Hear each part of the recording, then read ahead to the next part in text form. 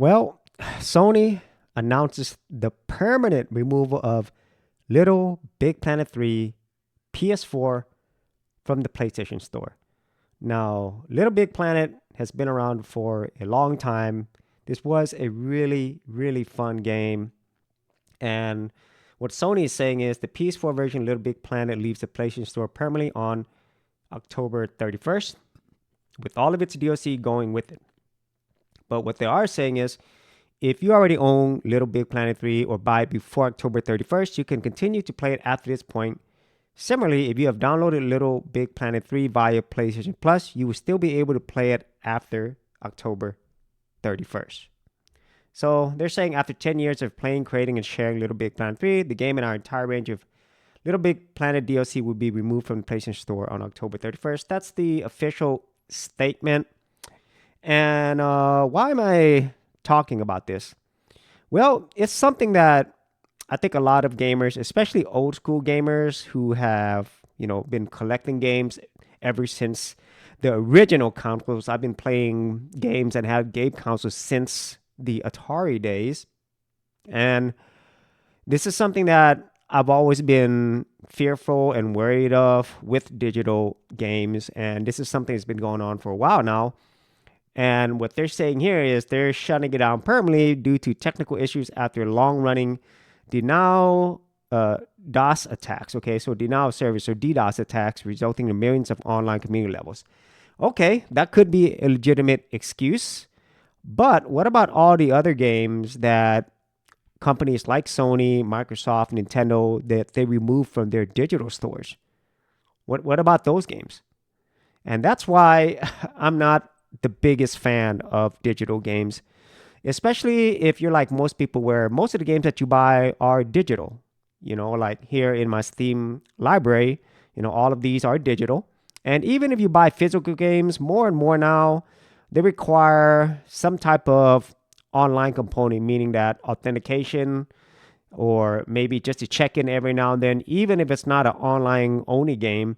And at the same time, there's almost always going to be updates, patches, and so forth to modern games. And so even if you buy a physical copy, it might not be the complete version. And at the same time, there could be updates that you need in the future, which could also mean that they might update the game. It won't be the original that you had. And so they could change things that maybe you liked about the original version of the game that you have.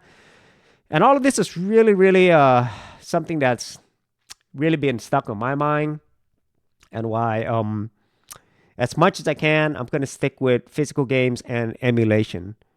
Because even though you could download some of these games, you could play it offline, there's absolutely no guarantees at all how long you're going to be able to do that, especially if a service no longer exists anymore. And I think a lot about Steam. Right now it's like the biggest place to get digital games. And if they don't exist, man, that's going to really suck for a lot of people, especially if you have hundreds of games or even thousands of games. What's going to happen then? How long will your games work offline? And how many of the games that you actually spent money on, these were not free. You had to pay for these. Same thing goes for Sony, Microsoft, Nintendo, any of these stores. How much of your money has gone into this, and now they've taken that away? So effectively, whatever they sold to you that you own, you no longer own, you no longer can play it anymore, and you're not going to get your money back.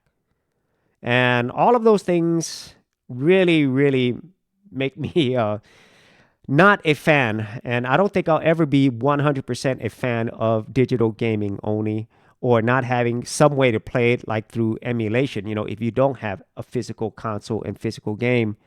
And this is just another warning to all those who have most or practically all their games digitally. Then, well, this is something that could happen to you with all the money, time, energy, memories that you've invested in these games. It's sad to see that it could be permanently removed and you will no longer have access to it.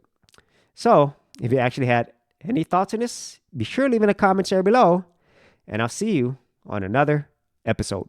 Hey geeks, if you are a brand new creator and you simply want something easy to get you started, well, I got something for you with my Creator Starter Kit. This is a super simple step-by-step guide that's going to take you from having no channel to developing your very first YouTube channel, along with ideas, thumbnail designs, and other creator tips, including marketing. And the best part is, all of this is free. Simply head over to the link below, check out my page, and get started creating.